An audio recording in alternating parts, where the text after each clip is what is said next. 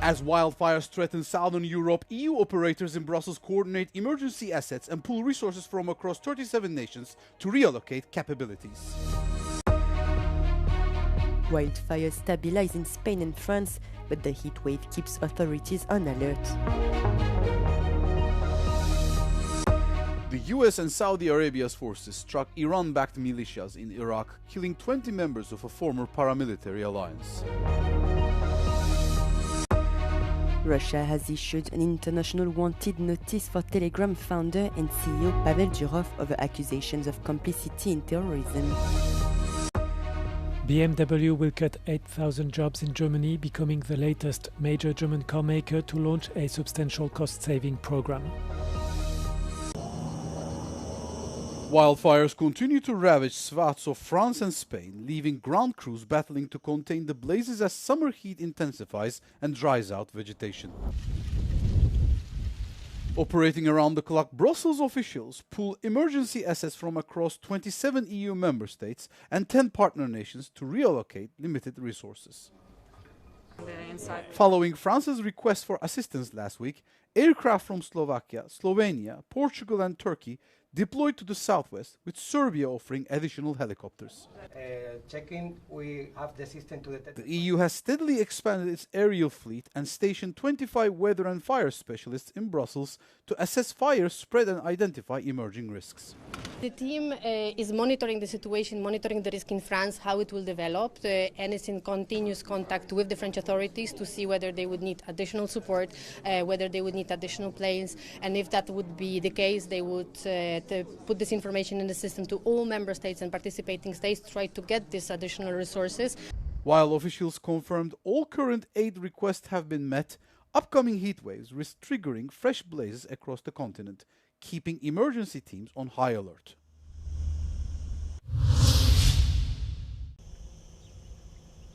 Thousands of residents who were forced to evacuate from the region of Madrid returned home on Wednesday as the wildfires have been stabilized. Regional authorities said weather conditions improved overnight, which helped firefighting teams reduce the intensity of the fires. Also in Valencia, the regional government lifted similar measures. On Tuesday, however, firefighting crews were still tackling the blazes, which were fueled by high temperatures and strong winds. Ahora mismo se está en una tarea de contención del incendio y también de refresco, entre otras cosas, para evitar el que pueda haber cualquier reinicio de incendios en zonas que pensábamos ya estaba pues consolidado o estable la situación. And in neighboring France, officials in the Gironde region also reported a second calm night, adding that a major fire near Bordeaux was stable. However, authorities and firefighting crews stay on alert as the country is faced with yet another heat wave, the fourth one so far this year. Both the Gironde and Landes regions are under an orange level warning, with temperatures expected to reach 41 degrees Celsius inland and 38 degrees Celsius on the coast. The wildfires that swept across Spain and France, which were fueled by extreme heat, are among the largest the two countries have experienced in recent history. Scientists and climate experts have warned that human-induced climate change is making heat waves more frequent and intense, and increasingly likely to occur earlier and later in the year. The US military said on Tuesday that it knocked down an Iranian missile barrage and worked with Saudi Arabia's forces to strike Iran-backed militias in Iraq. In its announcement, the US said that the militias had launched a barrage of drone attacks in recent days and warned Iran to halt its attacks. Riyadh confirmed intercepting multiple drones, while Iraqi Prime Minister Ali al-Zaidi ordered an investigation after a similar attack took place on Monday. The strikes on Iraq killed at least 20 members of a former paramilitary alliance that includes pro-Iran groups, the alliance said, as they have denied any role in drone attacks, calling the Saudi claims fabrications. Tensions expanded across key maritime routes as Houthi militants claimed responsibility for targeting a Saudi oil tanker and blockading the Bab el-Mandeb Strait. This risks further disruption beyond the Strait of Hormuz, through which 20% of global oil flows. The escalation coincides with growing political and financial pressure on US President Donald Trump as military costs continue to rise in Washington.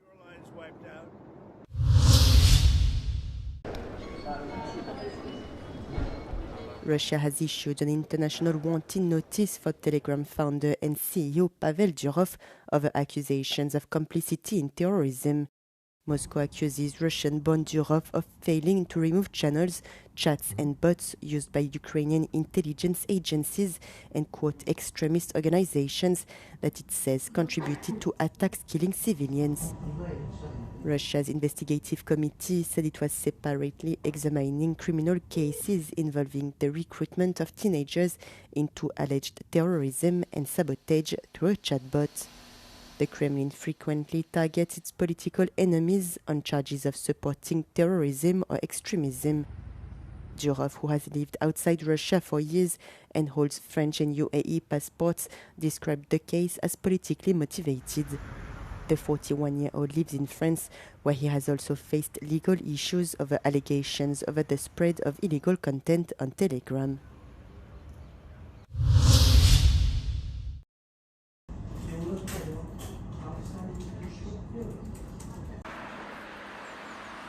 BMW will cut several thousand jobs in Germany, becoming the latest major German carmaker to launch a substantial cost-saving program. BMW's global workforce was expected to shrink by around 8,000 employees. The company and its Works Council have agreed a voluntary redundancy program targeting administrative and development roles, while production will be excluded. The program would begin in October 2026 and continue until the end of 2027. BMW would expect the measures to generate annual savings of around 1 billion euros from 2028. More than half of BMW's workforce is based in Germany. A substantial proportion of the reductions is therefore expected to occur in the country, according to German media reports. Another car maker, Porsche, is following this path in cutting jobs. The German luxury car maker announced on Monday that it will cut a further 5,000 jobs by 2035 as it seeks to reduce costs. These announcements happen while several other major German car makers have lowered their financial expectations amid deteriorating conditions in China, cost pressures and weaker consumer sentiment.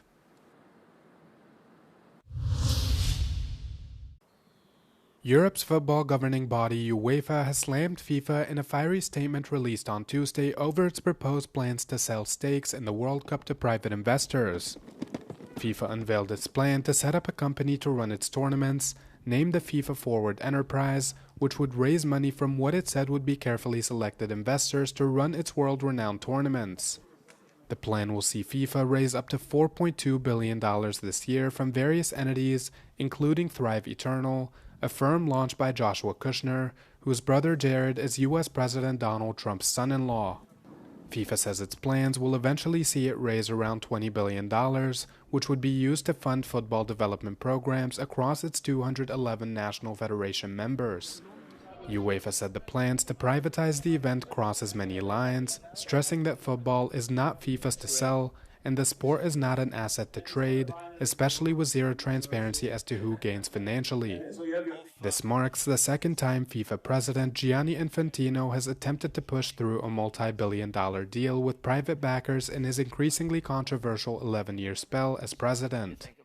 In 2018, the FIFA chief proposed a secretive $25 billion offer over 12 years with Japan's SoftBank, backed by Saudi investment, to create more global tournaments bearing the FIFA name, which failed after fierce resistance from UEFA.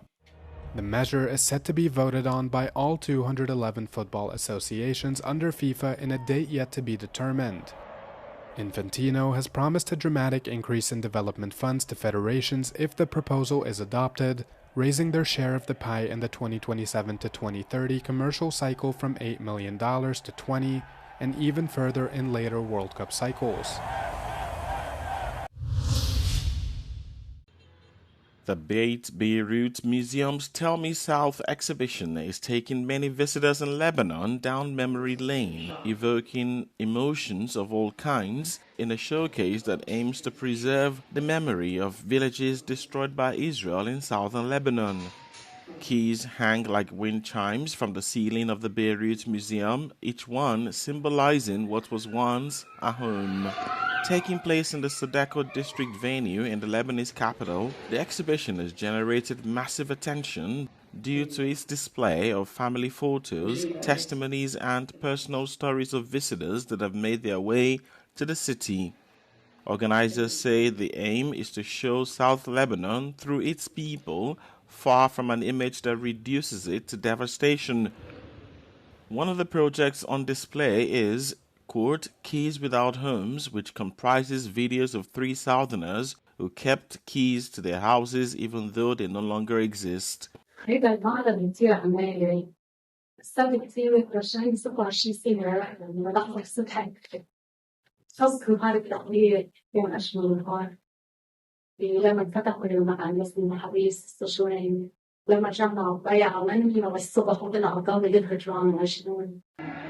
The exhibition also explores the violence that continues long after ceasefires and the liberation of the South in the year 2000. Videos of Nabatea and notebooks in which visitors wrote down their memories of the South are also on display.